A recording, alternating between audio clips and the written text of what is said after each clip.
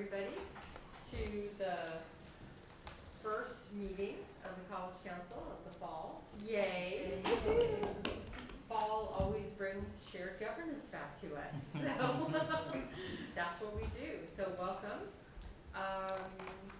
And we will, let's see, how about if Angie reads the land acknowledgement? Sure.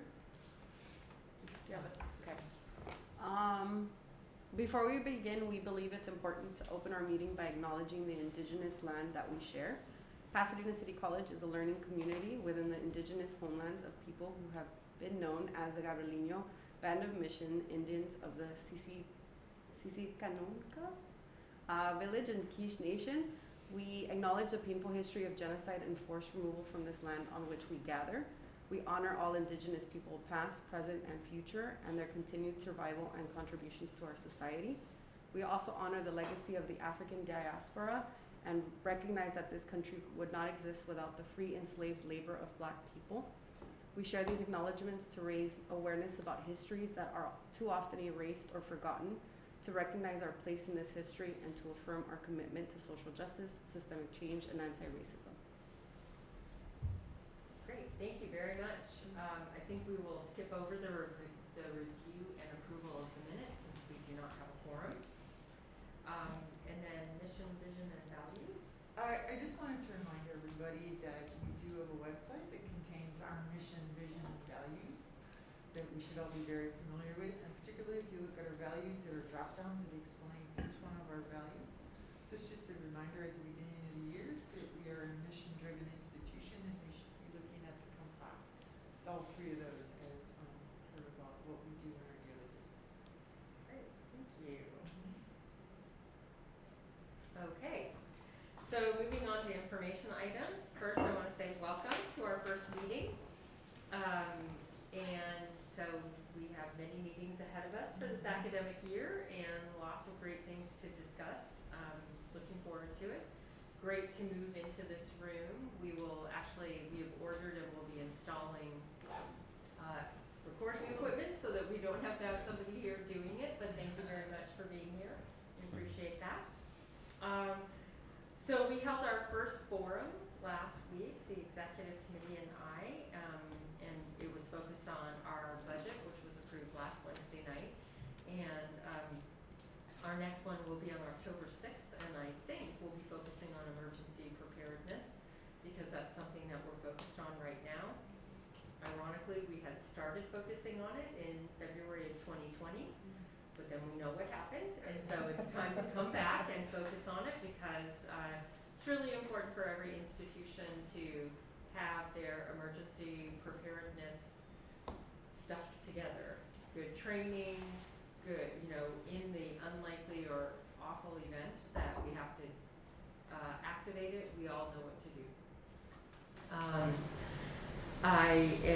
I hope everybody enjoyed the lemonade and treats throughout the summer. We had a great time. Each area had a great time hosting that. It got a little bit too competitive, if you ask me.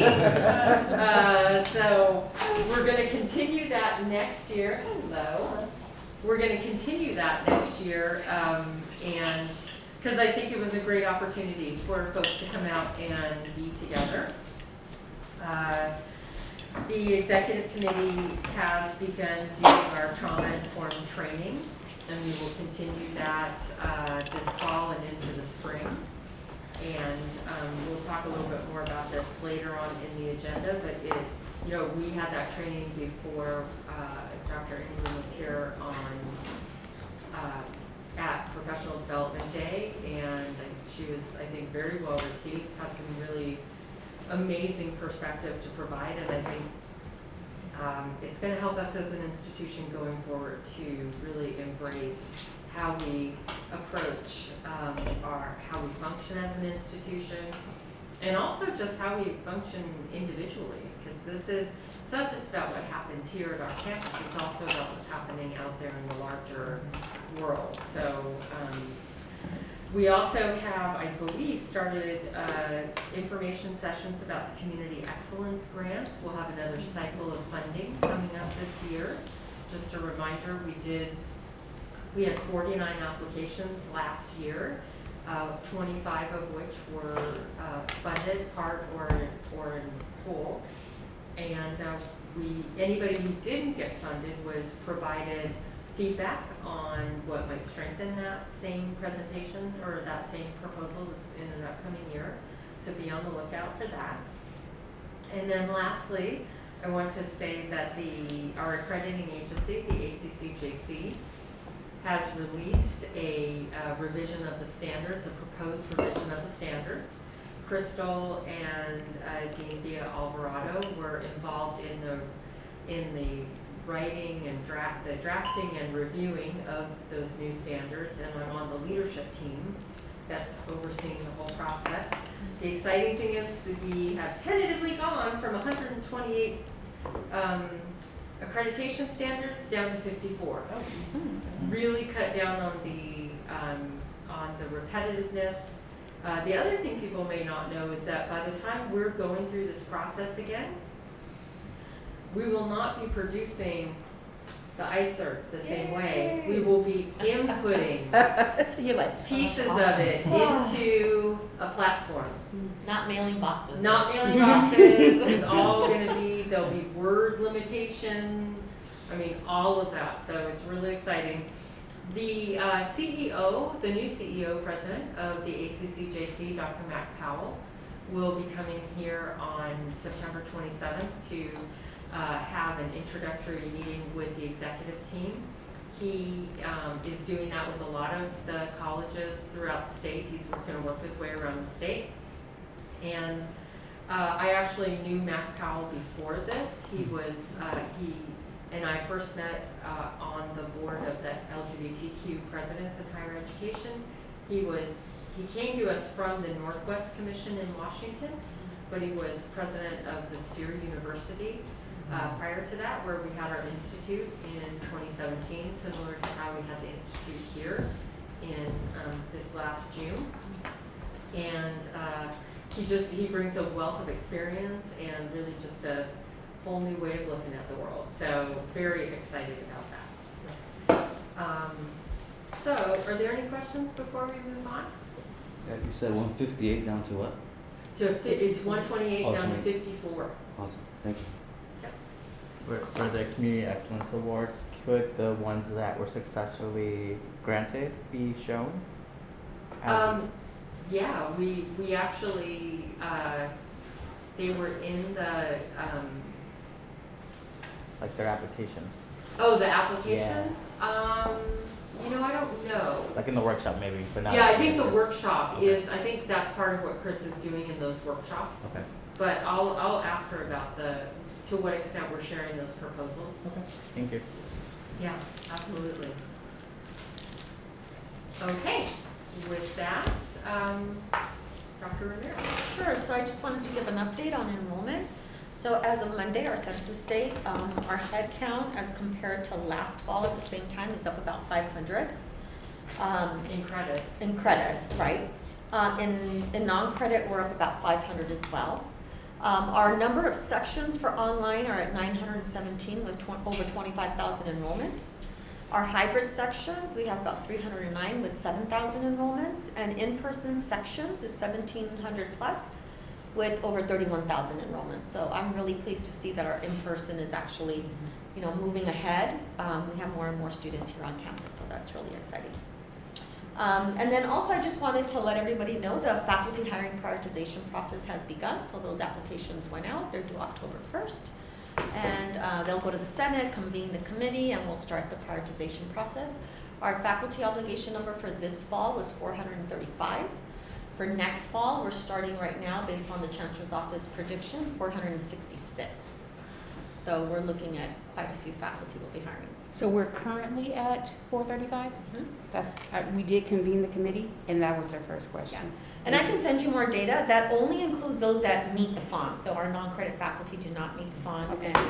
and non-tenure track do not meet the font. So do we know how many we're hiring? Well, as of now, we're gonna probably hire about 30 plus. That's not a hard number, so That's not a hard number. we 'cause just we're- want applications. Yeah, So we'll say approximate. Mhm. yeah. And we'll see, because if people retire, announce their retirement between now and the beginning of March, they count towards our fall 23 bonds, so we will have to replace them. Mhm. If they tell us after March, we get a year, so to replace them. Okay. And our 435 includes late retirements. Yes, our This year. 435 includes late retirements, Okay. which is why the number might be higher, because our number includes people who actually aren't here. Yeah, question. That's all. Okay, great. Candace is one of the folks on her way Yes. to Ghana. 17-hour flight. Yes, and you're leaving, so she's at home prepping. That's what I think is happening. Okay. I'm a soldier. You're Oh, we're Yeah, you soldiers. two are here. I Yeah. know, and you notice Carrie is not here. She's at home prepping, so kudos to the two of you. Thank you. Nice job. She did tell me she was halfway packed yesterday, so, All right. you know. 10 days. so- I'm packed, and then I told my wife, I said, you need to repack me, I packed way too much stuff. So she's repacking me as I'm at work. Now, do you have plenty of snacks? Because rumor has it you needed to bring snacks in case the food wasn't what you wanted. So I have 2 bags. And my plan was that my carry-on was gonna be snacks, but then my carry-on is clothes, and so I don't have room for my snacks. So I just told her, I said, you need to repack me, cause just You need edit snacks. for me, yeah. Snacks have to come. My carry-on is super heavy because my shoes are heavy. I wear Doc Martens, so my shoes are super heavy. So I Yeah. put them in my carry-on. But I do have snacks in my big suitcase. And I'm also bringing a under your seat. So I'm bringing my carry-on and my under seat because you can have a personal item. Oh, So it's right. a smaller suitcase and I'll put under there, and that's gonna have. I'm not gonna have snacks in that either. Shoot. I'll figure it out. But like I said, I really do have tuna and peanut butter and some crackers. Right. Now, are they packets of tuna so you don't need a can opener? No, but they are the pull open Oh, the can, pull and open. it's Okay. already made. All right. Oh, Yes. Oh, Nice. where'd you get those? I need those in my office. Or you know what? I maybe they may have the mayonnaise and you have to put it in together, but it Okay. is a tuna salad But kit. it's like a packet. It's a little can. Oh, And where did I get them? I want to. I don't either Walmart or Stater Brothers. okay, okay. I gotta check that out. okay. Well, so I'm With here that, representing Shirley. Candace, and obviously my first update is our lovely food services. So we had our health inspection on Monday. Didn't go good, didn't go bad. We did not pass yet. I say yet because we are going to pass. We have some things that facilities is assisting us on fixing. I've got our techs working on some equipment. You know, the facility was down over 2 years, and unfortunately, some of the items that were in there, our previous food service vendor, it's questionable if they were maintained properly. So there's a lot of fixing, but all that to say that once we do get our stamp of approval, we'll have a really good foundation moving forward. I'm taking over the maintenance of it as far as the maintenance plan for all the equipment so that I can ensure it's properly updated and taken care of regularly so we don't run into this. But with that, all that to say is on Monday at 12:30, we have our re-inspection. So, and I'm finding too that our health inspectors, they have like little niches. So his niche is plumbing. So, and of course, I love Richard because he's disagreeing with some of it and he's throwing me codes, and so I'm like, oh, maybe we don't have to do that. So it's working well. But all that to say, this week, I don't know if you guys saw the announcement, but they are doing free breakfast for students all the rest of this week. We do have one food truck out there that will remain next week as well. If we do get the stamp of approval, Sodexo still needs a good, probably 5-6 days because they have to train. They got chefs in, bakers, and their staff, and they got to do training for the week to get them all up and running. They can't really train when they don't have any food to cook yet. So my hope and my goal is if we get that stamp of approval on Monday, that following Monday will be open for Oh, that's business. great. So again, you know, my apologies. I'm taking it personal because my goal was the first day of school, but unfortunately, there's a lot of stuff out of my control with the equipment and so forth. But we will have a food truck there next week. They will be giving out free food again in the afternoon. And I don't know if you guys have gone over there, but the line is so long. Our students are loving it. They walk in, they get a free drink, they get chips, whatever they want, and then they get a free sandwich, salad, whatever they want. And Sodexo's been really great at facilitating that and making sure that any students that are hungry, need food, can go and get free food. So that works really well. Catering is still though set to begin in October. So they are working on their website right now. It's almost done. When that does happen, I'm gonna work with Alex on getting an all campus-wide, probably through PCC News to everybody so that you know how to go to the website. It's gonna be the same as you did before, blanket purchase orders. You'll input your purchase order, they'll bill your department for catering. They also are going to, I said that at the forum last week, they also are going to do a kind of a showcase. They're gonna have something in Circadian on the patio where they'll kind of showcase their catering items. You can go and taste it and see, and I'm assuming they'll have pricing and all that stuff out there. So let's see, that's it for Sodexo. And then, let's see, she said, and then as Erica spoke about emergency preparedness, we had over 100 staff attend the fire, life, and safety courses during Professional Development Day. That went really well. They did 2 sessions. The first session was really awesome. There's tons of faculty at the first session, which I was like, oh, this is great. The second session had tons of our facility staff, which is really great too, because in the event of an emergency too, they know where all the valves are and everything. So it was really nice to see them there. Let's see, we will host a college-wide emergency preparedness town hall in October, as Dr. Jonas stated, on the 6th. We'll do that. We're also participating, I don't know if you saw the email about the Great California Shakeout on 10/20 at 10/20. It's always like either 10/17 at 10/17, Yeah. 10/22 at 10/22, but and so I don't know if you guys had a chance to read the email that went out, but it talks about, if you're a building captain, if you're a coordinator, what you're supposed to be doing. So that'll happen on October 20th. During the shakeout, we will perform a full evaluation of the facilities, and more details to come. And her last update, we are rolling out a new telephone system, Cisco WebEx calling in the coming months. The current phase of the project will impact the following buildings on September 16th. Impacted areas have been notified, specifically LL building. This does not include ITS, they've already been upgraded. D building does not include international students, they have already been upgraded. SV building, CC building, FS and FB buildings. B building, Child Development Center, PCC Northwest, and PCC Rosemead. And that is her update. Great, thank you. Okay, Yes, Can I have a quick question? sure. Any idea if Tedesco's gonna do concessions at any of our? Yes, and Bernard, he had told me he reached out to you. I had sent him an email and asked him to contact me about a tour through that. Okay, and I haven't- I'll follow up with him. I'll Okay. follow up and have him get in touch with you, but yes, Okay. yeah, Perfect. I'll Thank reach you. out to him. because we had concessions before Mhm. through IA. Did you do that through IA? Yeah, Yeah. Okay. yeah. Okay, Dr. Lebo sent her updates and she is not here today. And, I'll touch into the agenda after. okay, great, thank you.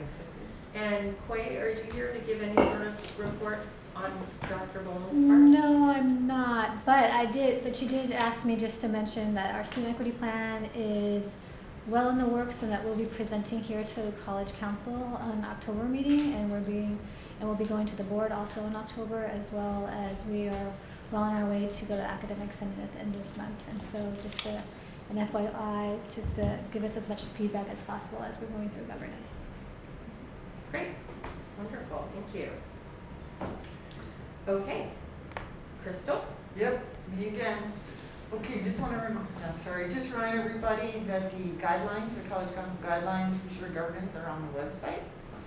So I'm gonna ask that everybody who's chairing a committee, please review the guidelines, review your committee's charge, and review your committee's membership. If you feel you need to make any adjustments, please just bring that back to College Council so we can get that approved for you. I highly recommend you to always review your membership and your charge. Things change, the world changes, you might pick up added activities, just take a look and bring it back. Change is a good thing. The other thing I want to mention is we are following the lead of the Academic Senate this year, and we are now adding committee membership to our website, so you can see we've got all the positions listed.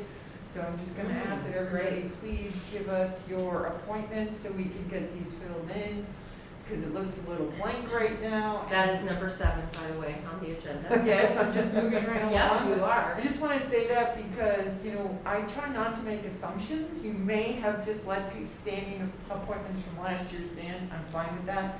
Please just let me know, because we're not going to make assumptions unless you specifically tell us what you're doing. So that's there. Okay, so I did just Durgan committee. Okay, I'll just go on because we'll just keep moving. Board docs training. I'm offering some board docs training. Here it is. Those are the 3 dates for right now, and you can do registration for these through the Vision Resource Center. I asked them to keep it down to an hour, so it's just basically an overview for folks on how to post agendas, post minutes, and that sort of thing in board docs. You don't have to write this all down, you guys. It's in here, so you can always just come back and look at it. But if you want to write them down, that's cool. And I just want to remind everybody, these times seem so odd because my trainer is on the East Coast. She's from Board Docs and she does this, and translating it to our time is just a nightmare. I don't know why, but it is. Okay, next, it's also me. I have added the equity guided questions for policy and procedure development and review. So this year, when you folks are doing your policy and procedures review, which you're going to be doing because I'm going to send them out to you, please take a look at the equity guided questions. They are here on this agenda, but I have also posted them under featured. If you go to featured in board docs, you'll see it right here. It's under documents, so you can always find it there if you're looking for it. I also posted it on our policy and procedure page, which is off of mine. It has a little graphic. You'll see it there as well. If you need help, let me know. These were developed by the Student Success Standing Committee, so please use these when you're going through your policy and procedure review. This one's mine too. Yeah. Okay, so finally, I just wanted to let everybody know that this summer, the Classified Senate and the classified employees worked with HR and agreed to a new hiring procedure for classified staff. I just want to really thank them because I've been able to use this twice so far, and this is very much an expedited process and really, really cool. So thanks to the Classified Senate for agreeing to this. It's really helped to speed this along. Trying to coordinate, you know, so many folks on a hiring committee is really hard. This has worked out really, really well. So thank you, and I think we're bringing in really good people, so thanks a lot. Yeah. So it's there, and it is posted in board docs under policy and procedure. And at my meeting with the Classified Senate yesterday, they did ask about how we can really work to get more folks from facilities to be part of these hiring committees. And so I think we should think about maybe doing facilities focused EEO trainings, like actually deliver it over there, maybe, you know, in that time between where there might be some overlap, so we can get as many folks there, because we really are missing that voice and that perspective. So, I use Linda for everything. pardon me? I use Linda for I everything. know, Like, but can you be on this one? Can you be on this one? exactly, but there are other folks who I can know, use, for and sure. we need to get them Yeah, trained so that they can absolutely. serve. So we'll look at specific EEO training. Please. Yeah, working on it. Okay, so I think we'll come back to the College Council goals because these are our goals Last year. for last year. And we may want to continue like number one, I mean, we may want to continue those, but I do think we want to also, the last item is the report out from the Student Success Standing Committee and their suggestions. Maybe we could take a look at that before we, you know, I mean, we won't necessarily decide on the goals today, but we really should be thinking about what our goals are. Okay. Okay, public records. Let's see. So, this is me. we are reviewing the BP and the AP on public records. It's just time. So there's just most of the AP, I have no changes to the BP that I'm recommending, it pretty much is fine as it is. For the AP, it's mostly some semantic, just some updating some titles and doing some clarification. And then there's this last paragraph that we have not included before because we do have sworn officers. And that is the district will comply with the provisions of Penal Code Section 832.7 and 832.8 regarding the disclosures of specified peace officers and custodial officer personnel records when responding to Public Records Act requests. It's just a little legality Yeah. that they tell me I have to include. And I just want to throw out there, because maybe not everyone is aware that, so our membership with the Community College League of California includes being part of this policy service. So when you see references like that, part of the reason that we know to add that is because the policy service, which is managed by an attorney who's constantly going through ed code and all these other things, helps us know, okay, your board policy is out of date or your AP is out of date because it doesn't include this or it doesn't include that. And so that's how we know Crystal is kind of the master of that, you know. She's constantly in there and they're telling her, oh yeah, you need to update this policy or update that policy. I actually get 2 written reports every fall and spring that they tell me everything that's had changes to it. And I attend 2 workshops, one in fall and one in spring, where we go through everything. Yeah. Oh, and they're just fascinating. They are fascinating, totally fascinating. So this is a first read. I will be sending this out to the constituent groups for you folks to take a look at. And again, just a quick reminder, please be sure to use the equity-minded guiding questions when you are going through these. Yes. Yeah, I was wondering, for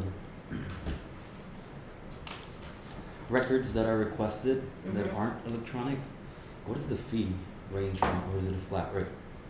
Well, it differs depending on what they're asking for and how much of it. There isn't one flat fee that we charge. Because sometimes, like for example, if they ask for things that are not readily available and I have to produce it, well then there's labor involved in it. Right. Some things are just like, oh, pull it out of this drawer, photocopy it and send it off. So we don't charge as much for that. It just depends on what it is, so there's no flat.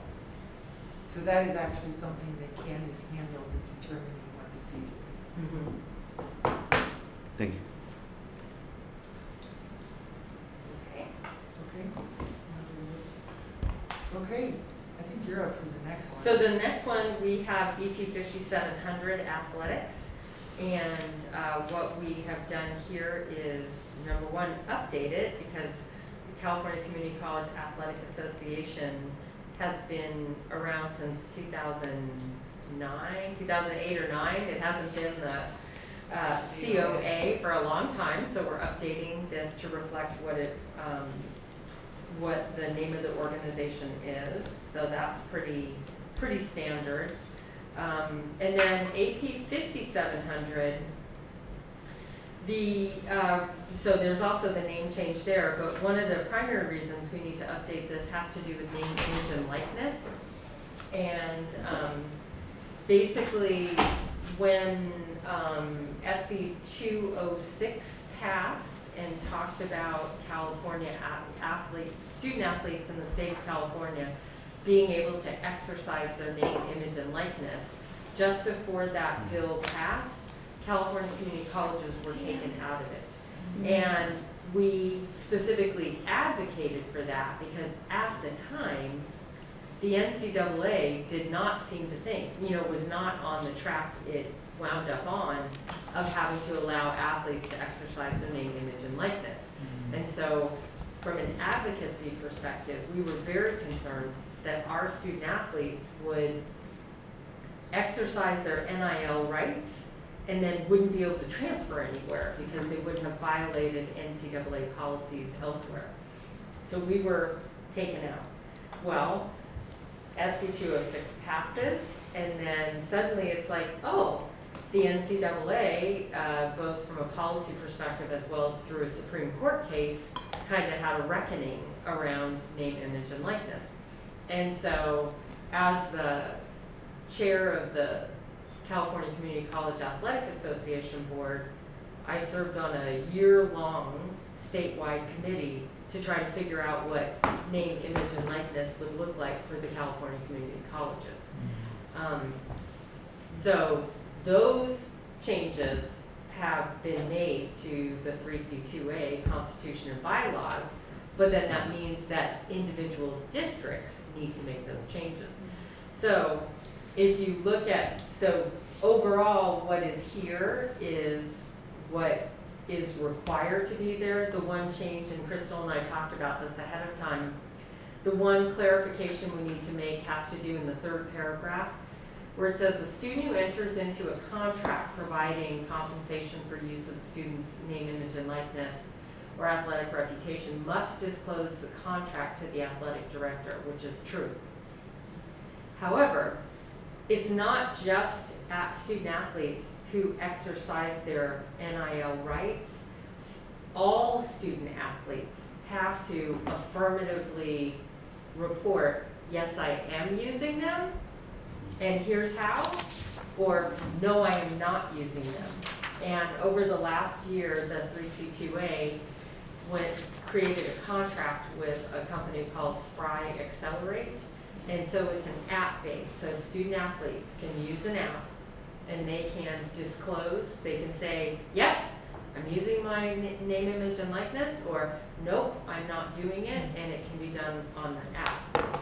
It's in the process of being implemented, and all of the colleges are paying for it. So the colleges, based on the number of student athletes, that's the fee that you're paying.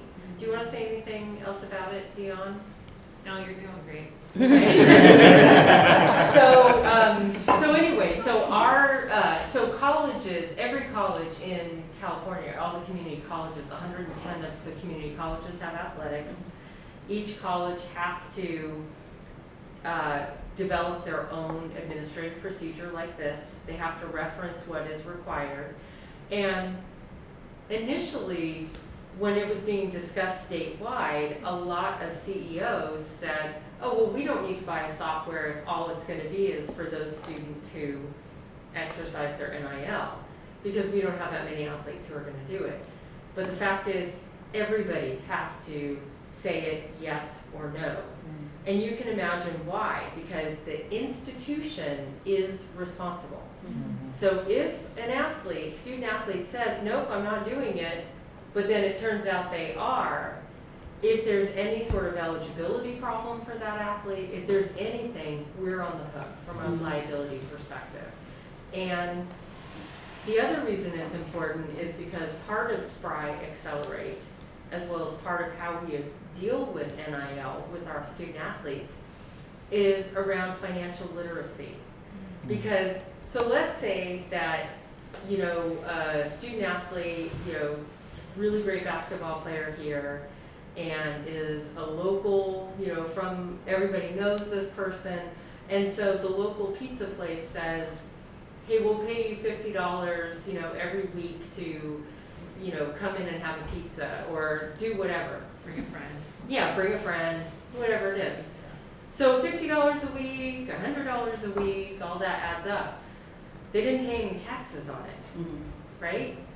And we all know, probably around the table, what happens when you think something's like, oh yeah, this is great, I got $500 for that, until guess what? On your taxes, you didn't pay taxes. So it's partial, so it's that. We also have to articulate, can the athlete exercise their name, image, and likeness while they're wearing one of our jerseys? Can they utilize Pasadena City College as part of that earning money? So all of those kinds of things have to be built in. So with that, we'll make that one clarification about the fact that all students have to indicate whether or not they're exercising NIL, and then we'll send it out. Any questions about that? Yes, Alex. I offer this in all good spirit. This is confusing. Yes, and it is. In the spirit of making our APs and BPs student understandable, what support does a student athlete have to navigate this that's not self-interested? It's different on every single campus. So with us, it'll be with our athletic director meeting with students and trying to explain it. Bones previously met with each individual athletic group, and so now that will be incorporated into those meetings, and they'll sign off on the documents. I'm not sure how big PCC will be involved in it. You know, we're not USC where Right. the football team gets to drive a new Mercedes. Somebody on the three people on the football team get to drive a new Mercedes every week, and then they choose 3 more. Or actually, it's every month. And so I don't think that that's happening with us. Yeah. Not You yet. know, some people are, you know, a lot of it's social media. So Yeah. if you're really big on social media and you can get a following and go viral, the people they're looking for. So. And just so you know, as we did those year-long committees, there were several consultants that were involved, and one of the things the consultants did was the 3C2A turned over, because it's public information, the names of every athlete, student athlete, and what college they were enrolled at and what their sport was. And they went and looked at every social media account for all of those student athletes. And what they were able to do was determine that there were maybe 10 student athletes statewide who could, based on their current social media presence, earn $40,000 a year. But we're talking 10 out of 24,000 Yeah, student athletes it's the old long tail. statewide. There you go again. Yeah. Now, that's without NIL in place, right? Now that it is in place, there are student athletes out there who have a social media presence and have wanted to capitalize on that, not necessarily because they're athletes. And that was one of the sticking points, because if you were a graphic design student at our college, you could go onto your social media account and say, hey, I'm a graphic designer and I can design this for you, I can design that for you, you can make money that way, right? But if you were a student athlete and a graphic designer, you could not do that, you see? So that's why we don't really know the impact, because NIL wasn't available, and being a student athlete isn't the only identity that each of those students has. So what we have to do is go forward and see what happens. And we just want to make sure that we have clarity, as much clarity as possible in the administrative procedure, and as well as the type of support we have within athletics. I think it's it's so new, and especially at the community college level, I think it's something that's gonna start slow, but I think as the years go and people get more savvy, it's just gonna pick up and. Where I think it's going to explode is in esports. Oh yeah. Easily. As esports programs grow, those folks are, by nature of the sport they're doing, Making money. Yeah. making money and digital. They can go, now they can be in tournaments and earn money.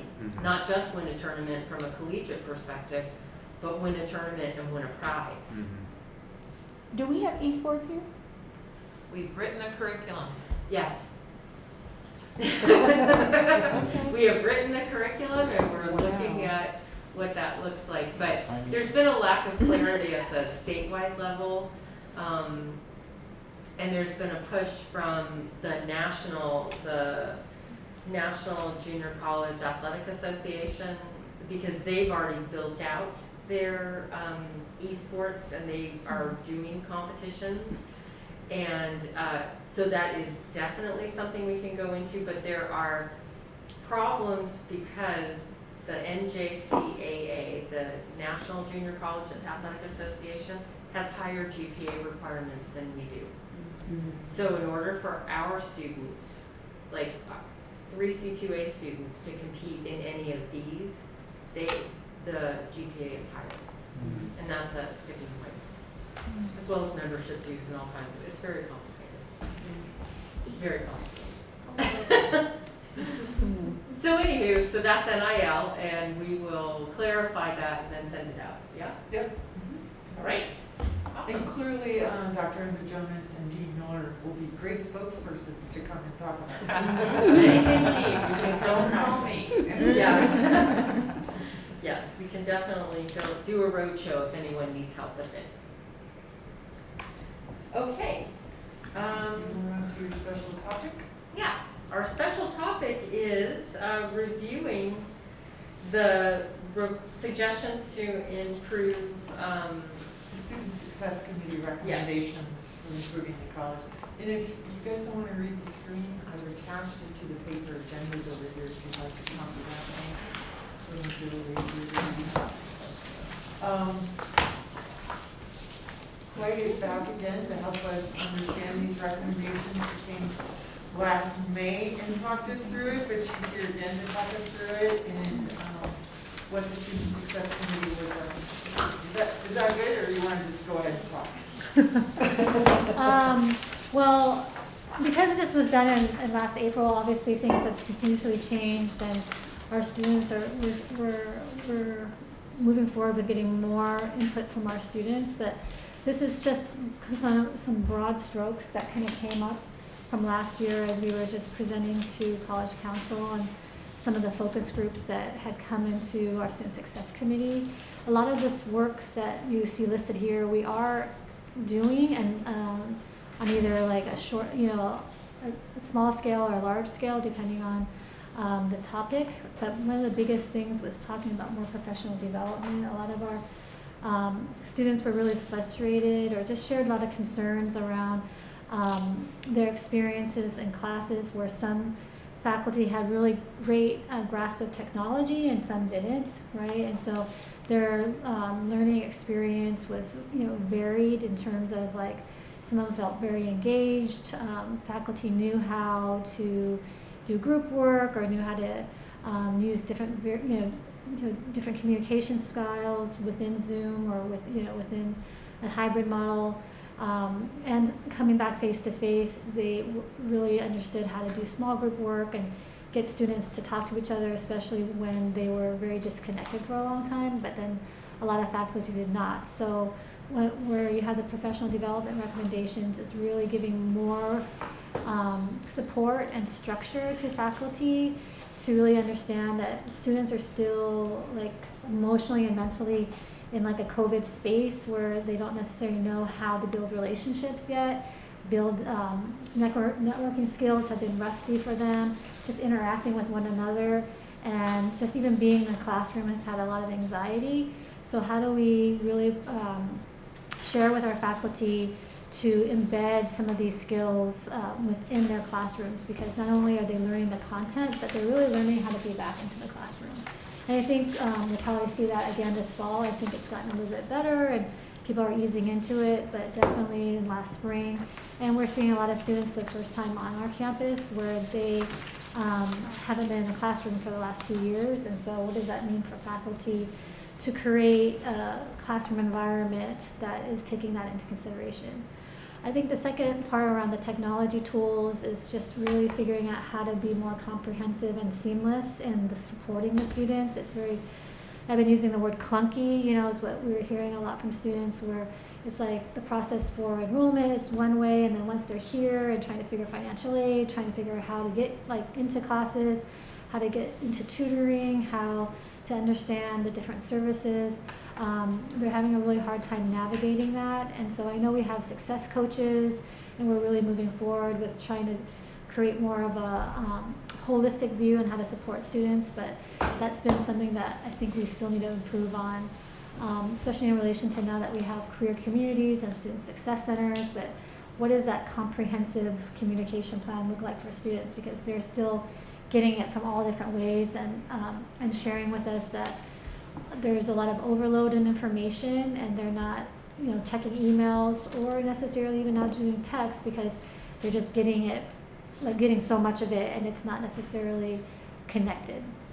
And I think the inquiry piece is also sharing that we need to do more focus groups with our students, and particularly our Black students and our Latinx students, and that that's going to be shared a lot more in the student equity plan. but being really more intentional and laser focused on these particular groups and what their particular needs are, because they're experiencing application, all the different levels of the, when we think about the journey for them to complete differently. And so how do we bring the student voices back into our committee work? And we've been talking a lot about that within Student Success Committee, where all of our governance committees should have a standing agenda item or some sort of way to center the student voices within every meeting. So when we are talking about decision making or policy changes, that we have our students in mind. And I know that we have students that participate in our committees, but I think we need to elevate that and figure out what are the other ways that we're constantly being student centered. And again, this document was done in April, and we'll be doing another one. One of the recommendations last year was that the Student Success Committee report more often to this committee, and so Sheila and I and Dan, who are the tri-chairs, will be coming to you more often and sharing a version of this, maybe every month or every other month, just to give you all like updates on what we're collecting and what we're hearing from students. Wait, is there ever any talk about help with like financial aid and all of that? That seems to be, I know in our area of athletics, probably the biggest complaint is students don't understand it. Yeah. The FAFSA document, they don't know how to fill it out. Their parents have questions, all of those things, and then a lot of the times they get so frustrated because sometimes then they get conflicting information from different people, and then they just stop. Yeah, no, financial aid has been talked about a lot, like within like PCC Connect, we were just sharing that coaches can see like when students drop and if they've seen a counselor, if they have an ed plan, but they can't tell if they have like a FAFSA on file or whatnot. And so we're talking about how do we incorporate more of those financial aid needs as part of a major factor in student success. So those conversations are happening. We haven't gotten very far, but we do recognize that students have been sharing a lot of that frustration. Great, thank you. Claire, I have a question about the advisory groups. Mhm. Are those the under where it says establish a student equity advisory group? Because they've had them through the Abriendo community. Yeah. Is that the group you're talking about, making them more institutionalized Yeah. rather than rely on the grants? Correct. Okay. Yeah. Okay. Thank you. Mhm. So did the Student Success Committee have these in priority order? Like if we as a college council were going to look at, focusing on some of these, is there something that sort of leapt off the page that was more important than others to the committee? I don't think that question was asked, so because this was like something that was done over like a 6-8 month period, but that is something that we can bring up into committee as part of our work this year, is to make some priorities to bring back to you all as recommendations. That these are like the 3 top priorities that we would like college council to address. Yeah, so that could be part of our work this year. Yeah, that would be Yeah. really helpful Sure. for us, I think. Yeah. Oh, one last question. Mhm. If or when, or have they already been shared with the people who actually can make this happen, like admissions, financial aid? Yeah, there's been conversations across campus slowly in bringing some of this to those bodies, and I think that is the challenge for us. Is a lot of the recommendations that come out of Student Success Committee aren't necessarily the people that can make it happen. So we're trying to figure out what that mechanism is. It might be college council. I'm not sure on how we can nudge or put pressure or like say, hey, this is like a priority of our campus, to have them for us to actually move this into implementation. Yeah. So when does Student Success next meet? The 20th, so we meet twice a month. Okay. Yeah. Mhm. I would appreciate having their recommendations, because I think those recommendations are what should drive our goals. Sure. Because Yeah. we are really focused on student success. That's not to say they have to be the only goals, but it does sound to me like, because what you're saying is we need to make sure that everybody in the institution is really focused on this, and this is the best way for that to happen relative. especially to your question, Armenia. Yeah, we would love that. I think that's a great ask, and I'll bring that to our committee. And this has been talked about even in our student equity plan, having our student success committee and college council be the accountability body to the work that's in the plan. So it's very much in line with those conversations. And then I think going back to my earlier comment about the fact that the executive committee is getting trained in trauma-informed approaches, that I think that's also something that college council, that could be part of our goals, is having a discussion, and maybe it could be one of our special discussions that we have here, about what that looks like as a college council, and really, because we're representative groups, right? And back in the spring, when there were conversations about trauma-informed, and there were, suggestions to me as the president about how this is really important, which I agree is important, there was a lot of conversation about how I should just require it. And that's, in my estimation, not a great approach. I think it has to come from within, and it has to come through dialogue and a shared commitment. And so I would like to see it, and what that looks like in terms of our goal. I'm not sure exactly how we would want to articulate it, so I think we want to continue the conversation, but I do see it as potentially one of the goals here, is because we are making that commitment, but it's not just me and telling people.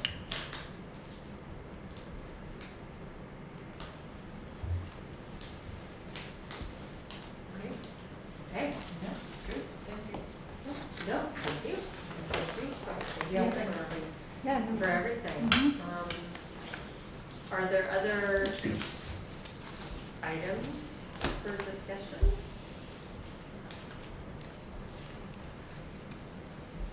Announcements. Yeah, I think we should go to announcements, because I know you have an announcement to make, Ernesto. Yeah, so I have 3 announcements. We're many hats on this campus. My transfer hat is we have a symposium October 7th.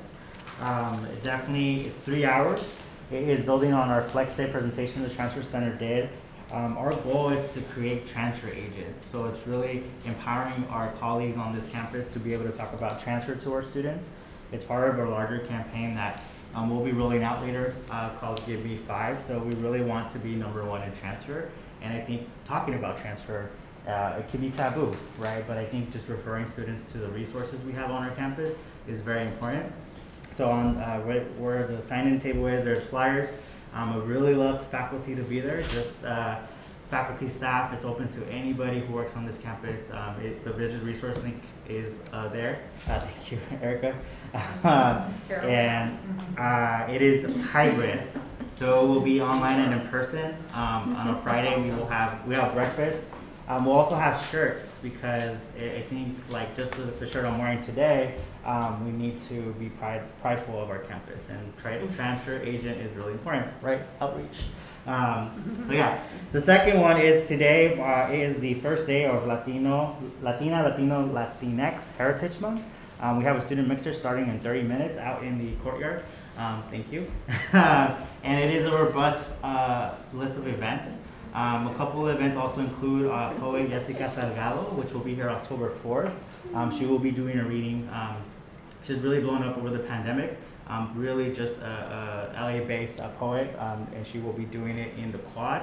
And also Rafael Agustin, who wrote a book about his story as an undocumented individual kind of navigating entertainment. So definitely really 2 months really of events. Yeah. Lastly, as the LA president, our Dodger night is on Tuesday, October 20th. Today is the last day. September 20th, I'm sorry. September 20th at 7:10. It is also Dia de los Dodgers, which is a bobblehead that's be given out. If you would like to go, let me know today, because I'm buying another round of tickets. Oh. That's it. And if you can't go, you can always sponsor students. I've Yes. sponsored 5 students. Yes. And so bought the tickets, and then also I'll be providing cash for them to buy food. Yes. I'll teach you how to. That's all for me. Okay, awesome, thank you. Any other announcements? No, but I have a question. Okay, Are we always going to meet on Thursdays? Okay. this is the standard time. Okay. I have class, my class doesn't end until 11:15, a little not early today though. Oh, So just, I'll be late. okay. Okay. And kind of request. Okay, One thing we have folks going on this fabulous trip to Ghana. I was hoping maybe when you folks come back, you could report out to us what that journey was like.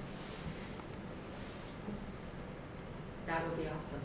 Okay, I'm telling you now before you go, so you think about it. so you start thinking about that, we'll talk about that. Yes. And I had a conversation with Dr. Bolin about that too, the concept of bringing it up at the board meeting in the future too, just Mhm. having a little show and tell, so Yes. put that in the back of your mind. Awesome. Okay, other announcements? Anything exciting? No. Travel safely, everyone. Yes, that's right, travel safely. Make sure you have your snacks. Yeah, finish off. That's what I'm talking about. And Lunchable, yeah, exactly. Exactly. All right, folks, everybody go to the Mixer and great activities, and the sign-up sheet is working its way around. If Yes, you didn't sorry. sign in, please do. Thank you.